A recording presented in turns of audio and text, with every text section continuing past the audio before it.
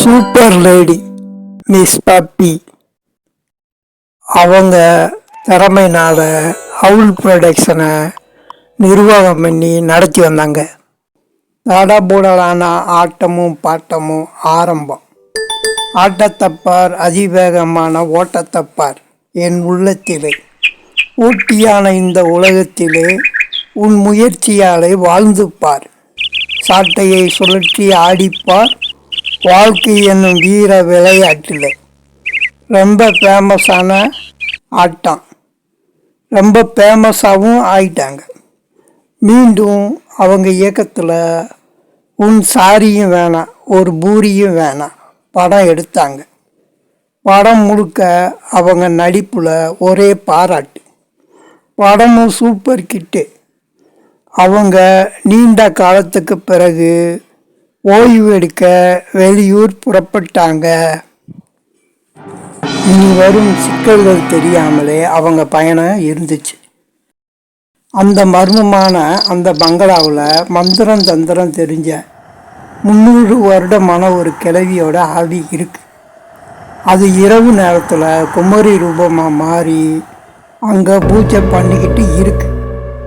அது ஒரு முன்னாள் மகாராணி. அவங்கள பிடிக்காம அந்த அம்மா கணவர் அவங்கள தனி பங்களாவில் அடைச்சி உணவு தண்ணி கிடைக்காம செஞ்சு அவங்கள இறக்க வச்சிட்டாரு.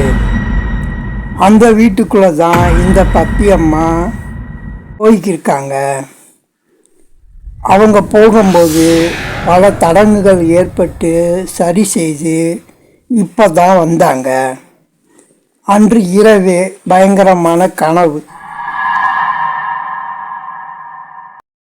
கதவு தட்டும் சத்தம் கேட்டு மாடிக்கு போய் திறந்து பார்க்கும்போது ஒரு பெண் தென்பட்டாள்.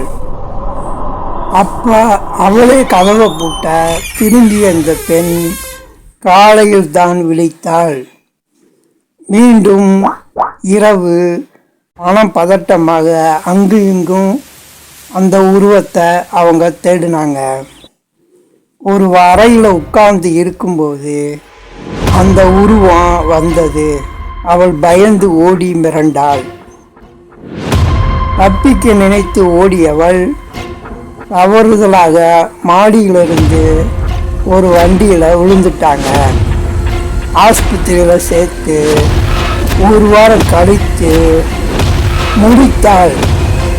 வித்தியாசமாக அவங்க பேச்சு, வேறு விதமான தோற்றங்களுள்ள அவங்க தென்பட்டாங்க. அந்த பப்பி அம்மா பேசுவதும் மாறி இருந்தது. நல்லா உத்து பார்த்தா பழைய மகாராணி போலவே இருந்தாங்க. எங்க சேனலை சப்ஸ்கிரைப் பண்ணுங்க. நன்றி. கருணை.